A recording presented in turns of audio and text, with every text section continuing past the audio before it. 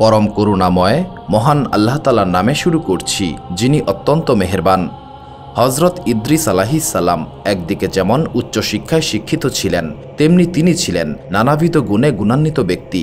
অধিকাংশ সময়েই তিনি মানুষকে শিক্ষা প্রদান করতেন এবং মানুষকে সৎ কাজের উপদেশ দিতেন। তার বিষয়ে জানা যায়, তিনি নিজেই নিজের জামাকাপড় সেলাই করে ব্যবহার করতেন এবং অপরের জামাকাপড়ও সেলাই করে দিতেন।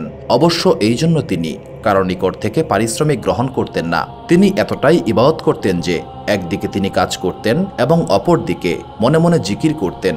তার বিষয়ে এমনটাও শোনা যায়, জামাকাপড় সেলাইয়ের প্রতি সুয়ের ফুরে ফুরে মহান আল্লাহ তাআলার জিকির করতেন। হজরত ইদ্রিস আলাইহিস সালাম তার জীবনে বহু মুজিজা প্রদর্শন করেছেন। তার মুজিজাসমূহের মধ্যে একটি প্রধান মুজিজা এই ছিল যে তিনি যা কিছুই ভবিষ্যৎবাণী করতেন তা হুবহু বাস্তবে পরিণত হতো। তার ইবাদত বন্দিগিতে খুশি হয়ে ফেরেশতাগণ তাকে মাঝে মধ্যেই আসমানে নিয়ে যেতেন। এই সম্পর্কিত একটি ঘটনা তার জীবনে সর্বাধিক উল্লেখযোগ্য ঘটনারূপে পরিচিত। একদা তিনি তাসবিহ তাহলিল পাঠে নিমগ্ন ছিলেন। এমন সময় হঠাৎ করে মালাকুল মউত হজরত আজরাইল আলাইহিস সালাম একজন সাধারণ মানুষের বেশে তার সামনে এসে উপস্থিত হলেন। হজরত ইদ্রিস আলাইহিস সালাম তাকে বিদেশি মেহমান মনে করে অভ্যর্থনা জানালেন। হজরত ইদ্রিস আলাইহিস সালাম সারা বছর রোজা রাখতেন এবং প্রতিদিন সন্ধ্যার পূর্বে তার ইফতারের জন্য জান্নাত থেকে খাবার আসত। তিনি সেই জান্নাতি খাবার দ্বারা ইফতার করতেন এবং ইফতারের পর যা কিছু উদ্ধৃত থাকত সেটা আবার জান্নাতে চলে যেত। সেদিনও জান্নাত থেকে খাবার আসলো। তিনি ওই খাবার দ্বারা ইফতার করলেন এবং আগন্তুক মেহমানকেও খেতে দিলেন। কিন্তু মেহমানরূপী ফেরেশতা হজরত আজরাইল আলাইহিস সালাম এই খাবার না খেয়ে সমগ্র রাত্রি ইবাদত করে কাটিয়ে দিলেন। মেহমানের এই আচার ব্যবহার দেখে হজরত ইদ্রিস আলাইহিস সালাম খুবই বিস্মিত হলেন। পরদিন সকালবেলা হজরত ইদ্রিস আলাইহিস সালাম বললেন, চলুন আমরা একটু ভ্রমণ করে আসি, এতে করে আমরা মহান আল্লাহ তাআলার নিদর্শন সমূহ দেখতে পারব। প্রস্তাবে মেহমান রাজি হলে উভয়ে কিছু দূর যাবার পর হঠাৎ করেই মেহমান বললেন, চলুন ওই ক্ষেত থেকে কিছু পরিমাণ ফল এনে আমরা ভক্ষণ করি। হজরত ইদ্রিস আলাইহিস সালাম এই কথা শুনে কিছুটা বিস্মিত হয়ে ক্ষোভের সুরে বললেন, আপনি তো খুব আশ্চর্য মানুষ। রাতের বেলা আপনি হালাল খাবার খেতে চাইলেন না, অথচ এখন আপনি পরের হক নষ্ট করতে চাইছেন। অপরের মাল না বলে গ্রহণ করা আমাদের জন্য একেবারেই নিষিদ্ধ। মেহমান তার কথায় কোনোরকম জবাব না দিয়ে সামনে অগ্রসর হতে লাগলো। কিছু দূর যাওয়ার পর এক স্থানে কিছু ছাগল চড়তে দেখে মেহমান বলল, চলুন আমরা একটি ছাগল এনে জবেহ করে খেয়ে ফেলি। হজরত ইদ্রিস আলাইহিস সালাম বললেন, যার ছাগল তার কাছ থেকে অনুমতি না নিয়ে জবেহ করে খাওয়া মহাপাপ, সেটা কি আপনার জানা নেই? এভাবে আগন্তুক 3 দিন পর্যন্ত হজরত ইদ্রিস আলাইহিস সালামের সহচর্যে থাকলেন। তার আচরণ দেখে হজরত ইদ্রিস আলাইহিস সালামের মনে সন্দেহের উদ্রেক হলো, এই ব্যক্তি অবশ্যই কোনো মানুষ নন। এবার হজরত ইদ্রিস আলাইহিস সালাম তাকে জিজ্ঞাসা করলেন, মহান আল্লাহ তাআলার শপথ, আপনার প্রকৃত পরিচয় দিন। মেহমান বললেন, আমি কোনো মানুষ নই, আমি একজন ফেরেশতা, আমি হলাম মালাকুল মউত। হজরত ইদ্রিস আলাইহিস সালাম বললেন, আপনি কি সেই মালাকুল মউত যে দুনিয়ার সমগ্র প্রাণীকুলের প্রাণ হরণ করে থাকেন? হজরত আজরাইল আলাইহিস সালাম বললেন, জি আমি সেই মালাকুল মউত। হজরত ইদ্রিস আলাইহিস সালাম বললেন, আপনি কি আমার জান কবজ করতে এসেছেন? মালাকুল মউত বললেন, আমি আপনার সঙ্গে ভ্রাতৃত্বের সম্পর্ক স্থাপন করতে এসেছি। আমার একান্ত ইচ্ছে আপনি আমার এই প্রস্তাবে রাজি হয়ে যাবেন। হজরত ইদ্রিস আলাইহিস সালাম বললেন, আমি আপনার প্রস্তাবে এই শর্তে রাজি আছি যে আপনি আমাকে একবার মৃত্যুর স্বাদ ভোগ করাবেন।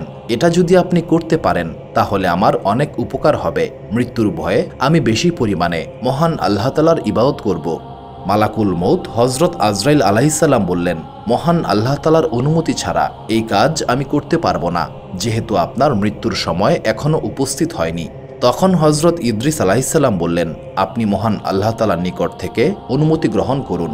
মালাকুল মউত হজরত আজরাইল আলাইহিস সালাম মহান আল্লাহ তাআলার নিকট অনুমতি চাইলেন। মহান আল্লাহ তাআলা তার এই প্রার্থনা গ্রহণ করলেন। অনুমতি নিয়ে হজরত আজরাইল আলাইহিস সালাম হজরত ইদ্রিস আলাইহিস সালামের জান কবজ করলেন। তার মৃত্যুর পর হজরত আজরাইল আলাইহিস সালাম তাকে পুনরায় জীবিত করার জন্য প্রার্থনা করলেন। মহান আল্লাহ তাআলা তার প্রার্থনা মঞ্জুর করে হজরত ইদ্রিস আলাইহিস সালামকে জীবিত করে দিলেন। এবার হজরত আজরাইল আলাইহিস সালাম জিজ্ঞাসা করলেন, হে আল্লাহ তাআলার নবী, জান কবজের অবস্থাটা আপনার নিকট কেমন মনে হলো? হজরত ইদ্রিস আলাইহিস সালাম বললেন, কোনো জীবিত প্রাণীর গায়ের চামড়া মাথা থেকে পা পর্যন্ত খসিয়ে ফেললে যেমনটি হয় আমার ঠিক তেমনটিই মনে হলো। তখন মালাকুল মউত হজরত আজরাইল আলাইহিসসালাম বললেন, আজ পর্যন্ত আমি যত প্রাণ হরণ করেছি তার মধ্যে আপনার মতো এতটা সহজে আর কারো প্রাণ সংহার করিনি। আপনার যাতে কষ্ট কম হয় আমি সেই দিকে সতর্ক ছিলাম। অতঃপর হজরত ইদ্রিস আলাইহিসসালাম বললেন, হে মালাকুল মউত, আমার মনে দোজক দেখার ভীষণ আগ্রহের সৃষ্টি হয়েছে। আপনি যদি আমাকে দোজক দেখাতেন তাহলে আমি দোজকের আগুনের ভয়ে আরও বেশি বেশি পরিমাণে ইবাদত বন্দিগিতে মনোযোগী হতে পারতাম। তার প্রস্তাবে রাজি হয়ে হজরত আজরাইল আলাইহিসসালাম তাকে দোজকের দরজা পর্যন্ত নিয়ে গেলেন। দোজক দেখার পর হজরত ইদ্রিস আলাইহিসসালাম বললেন, আমার মনে জান্নাত দেখারও স্বাদ জেগেছে। আপনি যদি আমার এই স্বাদটি পূরণ করতে পারেন তাহলে আমি আপনার নিকট কৃতজ্ঞ থাকব। মালাকুল মউত হজরত আজরাইল আলাইহিসসালাম বললেন, আপনি যদি আমার সঙ্গে ওয়াদাবদ্ধ হতে পারেন, আপনি জান্নাত দেখে আবার আমার নিকটে ফেরত আসবেন, তাহলে আমি আপনাকে জান্নাত দেখাতে পারি। হজরত ইদ্রিস আলাইহিসসালাম আজরাইল আলাইহিসসালামের কথায় রাজি হলেন এবং হজরত আজরাইল আলাইহিসসালাম তাকে জান্নাতের দরজায় পৌঁছে দিলেন। হজরত ইদ্রিস আলাইহিসসালাম জান্নাতের দরজা খুলে ভেতরে প্রবেশ করলেন এবং কিছু সময় ঘোরাফেরা করলেন। অতঃপর প্রত্যাবর্তন করে নিজের প্রতিশ্রুতি রক্ষা করলেন এবং পরক্ষণেই জুতা পরে এক দৌড়ে জান্নাতে ঢুকে পড়লেন।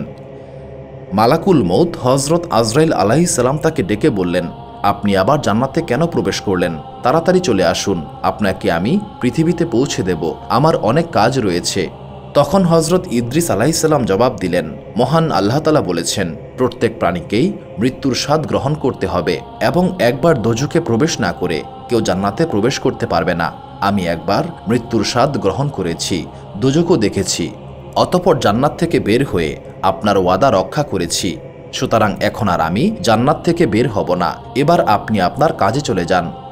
মালাকুল মউত হজরত আজরাইল আলাইহিসসালাম ইদ্রিস আলাইহিসসালামের এই সমস্ত কথা শুনে ঠিক কি করবেন ঠিক বুঝতে পারছিলেন না, তাই সেখানেই দাঁড়িয়ে থাকলেন। মহান আল্লাহ তাআলা তখন হজরত আজরাইল আলাইহিসসালামকে লক্ষ্য করে বললেন, হে মালাকুল মউত, ইদ্রিসকে জান্নাতেই থাকতে দাও, তার অদৃষ্টে আমি এমনটিই লিখে রেখেছিলাম, তার অদৃষ্টে এমনটাই লেখা ছিল। অতঃপর হজরত ইদ্রিস আলাইহিসসালাম জান্নাতেই বসবাস করতে লাগলেন। অপরদিকে তার পরিবারবর্গ তার বিচ্ছেদে কান্নাকাটি করতে লাগল। কিছুদিন পর পাপিষ্ট ইবলিস হজরত ইদ্রিস আলাইহিসসালামের সন্তানদের নিকট গিয়ে হাজির হলো এবং বলল, তোমাদের পিতার জন্য কান্নাকাটি করে কোনো লাভ নেই। আমি তার খুব খাঁটি একজন উম্মত, তার সকল উম্মতের মধ্যে আমি ছিলাম তার সর্বাধিক প্রিয় এবং স্নেহের পাত্র। তিনি জীবিত থাকাকালে তার হুবহু একটি মূর্তি বানিয়ে আমার নিকটে রেখে গেছেন এবং বলেছেন, আমি জান্নাত গমনের পর তোমরা সবাই আমার এই মূর্তিকেই ভক্তি শ্রদ্ধা করবে এবং এর চতুর্দিকে প্রদক্ষিণ করে একে তাওয়াফ করবে এবং অনবরত এর পূজা করবে, তাহলেই আমি তোমাদের প্রতি খুব খুশি হব এবং তোমাদের জন্য মহান আল্লাহ তাআলার দরবারে সুপারিশ করব। অভিশপ্ত ইবলিসের ছলনায় হজরত ইদ্রিস আলাইহিসসালামের সন্তানগণ তাদের পিতার সমস্ত শিক্ষা ভুলে গেল এবং তারা ওই মূর্তিটিকে একটি পাহাড়ে স্থাপন করল এবং এটার পূজা করতে শুরু করল। মূর্তিটা হুবহু হজরত ইদ্রিস আলাইহিসসালামের মতোই ছিল। যদি কেউ এটা দেখতে পেত সে মনে করত হজরত ইদ্রিস আলাইহিসসালাম পাহাড়ের উপরই দাঁড়িয়ে রয়েছেন। অভিশপ্ত ইবলিস শয়তান ইদ্রিস আলাইহিসসালামের মূর্তিটি তার সন্তানদের হাত দিয়েই ক্ষান্ত হলো না, বরং ওই মূর্তির বিষয়ে তার সন্তানদেরকে যে সমস্ত কথা বলেছিল সেই সমস্ত কথা সমগ্র দেশে ঘুরে ঘুরে প্রচার করতে লাগলো। আস্তে আস্তে এমন অবস্থা হলো যে হজরত ইদ্রিস আলাইহিসসালামের মূর্তি পূজার ব্যাপক প্রসার লাভ করলো এবং সকলেই ওটাকে প্রকৃত ধর্ম বলে বিশ্বাস করতে লাগলো।